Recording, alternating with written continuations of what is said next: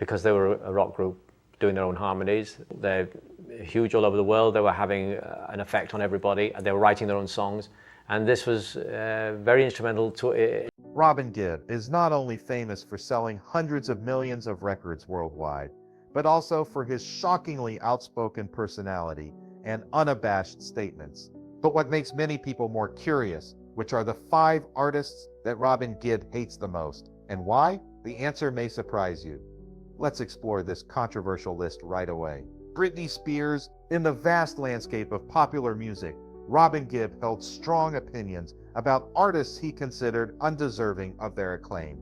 Among his most controversial views was his assessment of certain contemporary pop stars whose commercial success he believed overshadowed their limited artistic merit. During a 2010 interview, Robin expressed particular disdain for pop artists who relied heavily on production techniques rather than raw talent. Today, people have expensive recording equipment in their front room, but it doesn't make them songwriters or great singers or harmonizers. What it can do is make pretty bad songs sound good for a while, he remarked pointedly. This criticism seemed directed at the wave of manufactured pop stars dominating charts in the early 2000s. When asked about comparisons between the Bee Gees and boy bands, Robin was quick to distinguish, "They look at our harmonizing and our ballads and things like that. However, the difference is that we are musicians, we play instruments, and we're a proper band, more in the Beatles sense, rather than the boy band sense." He further emphasized this distinction by adding, "And of course we're songwriters as well, where a lot of boy bands today don't write their songs and don't play instruments." Robin's frustration peaked when discussing Britney Spears, whom he considered vastly overrated compared to genuine musical innovators. While her fans placed her in the same conversation as the Beatles, Rolling Stones, and Michael Jackson, Robin found this comparison just absurd. He characterized her music as merely cute bubblegum pop, lacking the artistic depth and innovation of truly influential artists. The production-heavy, auto-tuned pop music that emerged in the late 1990s and early 2000s represented everything Robin stood against musically. He valued authenticity and musicianship over manufactured image and studio enhancements. People ask me about starting and say it was easier then, but it was harder because a record company wouldn't sign you unless you could play live and carry a show, Robin explained, highlighting how industry standards had declined. Robin Gibb is not shy about expressing his frustration with contemporary pop music, especially in some aspects that he considers alarming. According to him, many artists today lack real instrumental skills and are often incapable of writing their songs. In addition, the over-reliance on modern production techniques makes music lack depth and real emotion. Finally, Robin believes that many singers cannot perform convincingly live, which he considers an indispensable criterion for a true artist. Robin firmly believed that technology had lowered the bar for entry into the music industry. The benchmark for getting a recording contract was much higher. Today, people have expensive recording equipment in their front room, but it doesn't make them songwriters or great singers or harmonizers. His criticisms primarily targeted the bubblegum pop genre exemplified by artists like Britney Spears. Robin viewed this style as ephemeral and lacking substance compared to music with deeper artistic foundations, noting that it failed to achieve anything beyond temporary cultural relevance. The juxtaposition between Robin's criticism of certain pop stars and the Bee Gees' approach to music creation was stark. Unlike the artists he criticized, Robin and his brothers, "We are musicians, we play instruments, and we're a proper band more in the Beatles sense, rather than the boy band sense," Robin asserted proudly. This musical authenticity formed the backbone of his criticism of overproduced pop. Robin emphasized the Bee Gees' dedication to songcraft, explaining, "Everything I write to the best of my ability. That is, every song I have written could be a single. I never write A-sides that would be an insult to my ego." This commitment to quality across their entire catalog stood in sharp contrast to the single-focused approach of many pop acts. Additionally, Robin rejected the superficial nature of manufactured pop. He defined his approach to singing as deeply emotional, rather than technically perfect. I sing how I feel. I know I haven't got a great voice, but I manage to touch something inside other people that they understand. This philosophy extended to his admiration for Bob Dylan, noting, "Dylan sings in the same way as me. He uses his heart as an instrument," even as Robin acknowledged his limitations.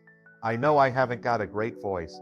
His criticism of overrated pop stars stemmed from what he perceived as their absence of emotional authenticity and musical substance behind their commercial success. For the man who helped write and perform some of the most enduring hits in pop history, musical integrity remained the ultimate measure of an artist's worth. Although Robin Gibb always maintains a calm image in public, in a rare interview, he did not hesitate to call a rock legend arrogant that he could not stand. So, who is the identity of that famous star, and what made Robin have such a bad impression? The gatekeeper. As the 1970s disco era reached its peak, tensions within the music industry intensified between rock purists and pop pioneers like the Bee Gees. Before he died in 2012, Robin Gibb frequently found himself at odds with what he considered the pretentious attitude of certain rock legends who looked down on disco music, particularly those who championed artistic elitism while dismissing the Gibb brothers' commercial success.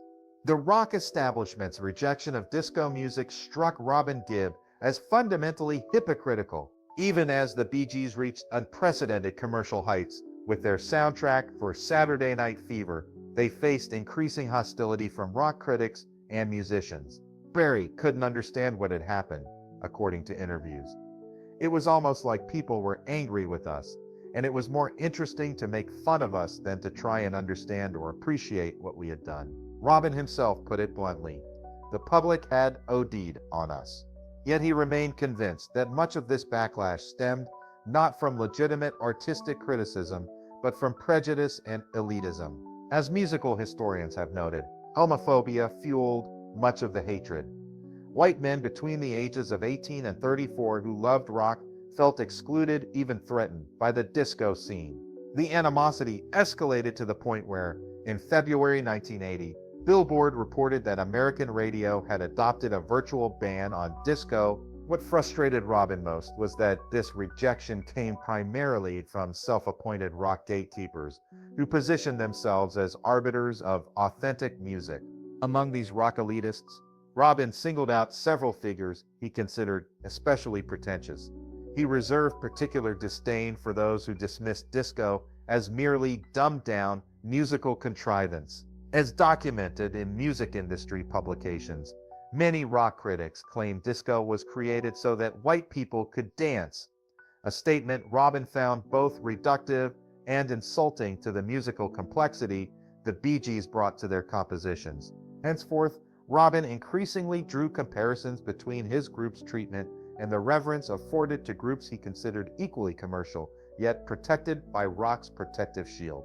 As one account put it, rock aficionados who approached their music as Brent Sorkin did jazz scorned much of what could be found in a store's rock department. Industry gatherings often became battlegrounds where these tensions played out directly.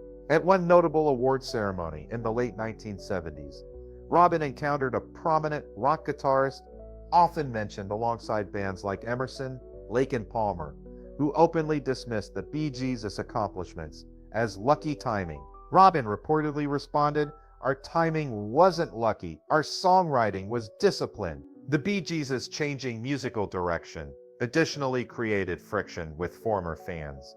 As industry observers noted, the Bee Gees, long favored for their tight harmonies and Beatlesque melodies, were naturally accused of selling out. Robin adamantly defended this evolution, explaining that it represented growth rather than commercial pandering. Ironically, despite sometimes being labeled pretentious themselves, the Gibbs consistently expressed admiration for the Beatles.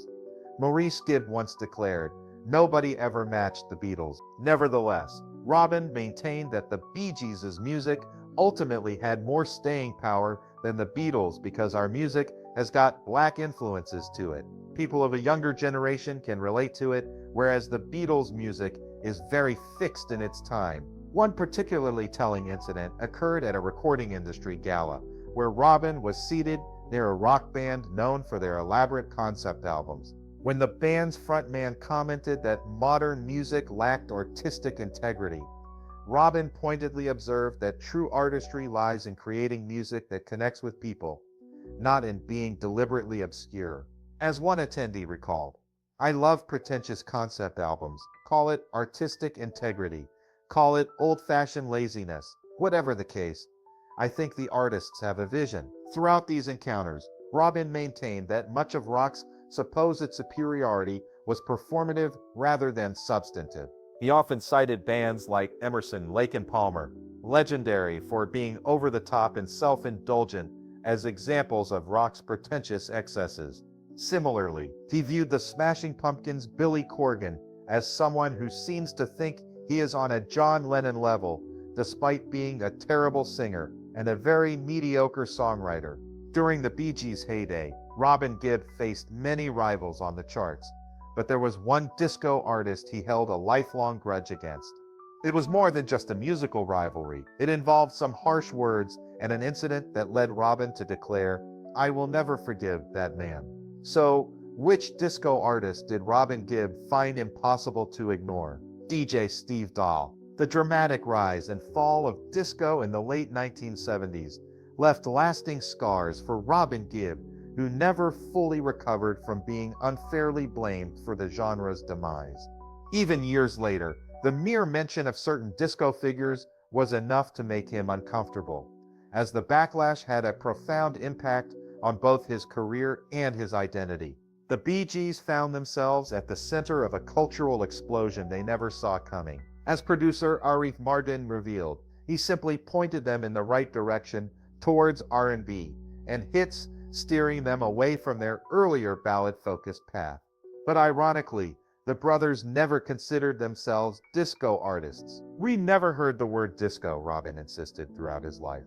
"We just wrote songs that had a rhythm that we could harmonize with and that had great melodies. The fact that you could dance to them, we never thought about it." However, this distinction meant little when anti-disco sentiment reached its peak in The tipping point came at Chicago's Comiskey Park during Disco Demolition Night, an event that Robin described as a book burning. The infamous night saw thousands of fans storm the grounds, light bonfires, and destroy disco records in what Barry Gibb later called the end of an era.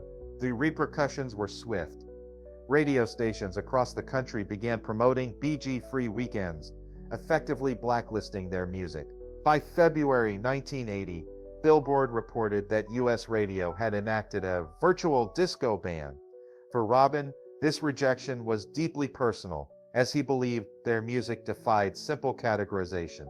Rather than targeting a specific disco rival, Robin directed his anger at the wider apparatus that had elevated them before orchestrating their downfall. DJ Steve Dahl became the focus of Robin's anger, as his anti-disco campaign had moved from radio stunt to cultural movement. "They were upset, they were hurt, they were confused," explains documentary filmmaker Frank Marshall. "They didn't feel like their music was disco. They felt like their music was all different styles, but they were being labeled something that knocked them down." The experience left Robin permanently disillusioned with the fickle nature of the music industry. He saw how quickly public sentiment could change. It was like the ocean waves. They just played the Bee Gees all day and people got sick of it. Underlying his anger was a deeper frustration that critics had failed to recognize the subtle artistry of their work. The Bee Gees had emerged as pop's most consistent hit-writing group, with a track record rivaled only by Holland Dozier Holland and Lennon-McCartney. Yet their musical legitimacy remained in doubt throughout Robin's lifetime. Robin Gibb would speak bitterly of this period afterwards, insisting until he died in 2012 that history would prove their musical legacy far beyond their brief disco moment. Despite having collaborated and interacted with countless artists, big and small, in the industry, Robin Gibb is not afraid to express his disappointment with some famous names. In an interview, he bluntly commented that there was a famous singer who, according to him, sang the right notes but had no soul at all. So who did Robin judge as lacking in emotion to the point that he had to speak out? Madonna, Among the three Gibb brothers, Robin possessed the most distinctive vocal quality, a tremulous, vulnerable warble that became his signature sound throughout his life. Robin championed emotional authenticity in music, often criticizing vocalists he believed performed with technical precision but lacked genuine feeling. For Robin Gibb, who died in 2012 after battling cancer, singing was primarily an emotional exercise rather than a technical one. I sing how I feel. I know I haven't got a great voice, but I managed to touch something inside other people that they understand, he once admitted candidly. It is an accident, the best kind of accident, one with no blood involved. His approach to vocals was fundamentally intuitive and raw. When one suggested he might benefit from singing lessons, he reacted with unambiguous resistance. If I did that, it would not be me, would it? Robin often compared his approach to that of Bob Dylan, explaining, "Dylan sings in the same way as I. He uses his heart as an instrument." This philosophy underpinned his entire musical identity. Music critics recognized this quality, describing his voice as guileless and vulnerable, irrepressibly melancholic, and the vaguely unbalanced element that kept the listener on edge. Robin's disdain targeted vocalists who prioritized polish over emotional connection. During his stint judging the BBC Fame Academy series in 2003, colleagues noted he was too much of an old hippie to pronounce harsh judgments of the contestants' talents. Yet privately, he criticized performers who lacked emotional authenticity. Undeniably, Robin valued singers who exposed their vulnerabilities. His songs frequently referenced crying. "Now I'm crying, and I've got to get a message to you, and I started to cry," which started the whole world laughing, and I started a joke. Hence, he dismissed vocalists who maintained perfect technical control without revealing emotional wounds. Music journalists characterized Robin's voice as raw, not a rough-hewn cut, more a tender wound, essentially the opposite of the technically flawless but emotionally sterile vocalists he criticized. This perspective informed both his performances and his assessment of others throughout his career. And who is the last name today? Donna Summer. In the late 1970s, as disco swept the world, the Bee Gees and Donna Summer were ubiquitous on the radio, dance halls, and music charts. Both were icons of the era. The Bee Gees with their timeless hits like Stayin' Alive and Night Fever, and Donna Summer with Hot Stuff and I Feel Love. They had the same influence, the same genre, the same time, but they were never on the same page. According to Robin Gibb, his relationship with Donna Summer was never friendly, and there was a deep rift that was difficult to mend. In a rare interview, Robin admitted that he never forgave Donna Summer for the contemptuous words she once directed at the Bee Gees during the heyday of disco. "She despised the music we made. That's something she's never forgotten." Robin Gibb. Although he did not reveal the details of those statements, the hurt remained fresh in Robin's memory many years after the disco era had waned. In his eyes, Donna Summer was not just criticizing a musical style, she was underestimating the effort, emotion, and artistic value that the Gibb brothers had devoted their hearts to. For Robin Gibb, disco was more than just a genre of popular entertainment or a soundtrack for the dance floor. It was a language of emotion, a place where he poured out his pain, hope, and desire to live. He once said that singing was not a skill, but a feeling. "I don't need a perfect voice. I need a voice that speaks the truth in my heart." It was this philosophy that made Robin particularly sensitive to artists who he felt lacked sincerity in their music. In the case of Donna Summer, although she was hailed as the queen of disco, he could not accept the arrogance and condescension shown to his peers, especially the Bee Gees, who had devoted their hearts to music. This disappointment was never resolved by Robin Gibb.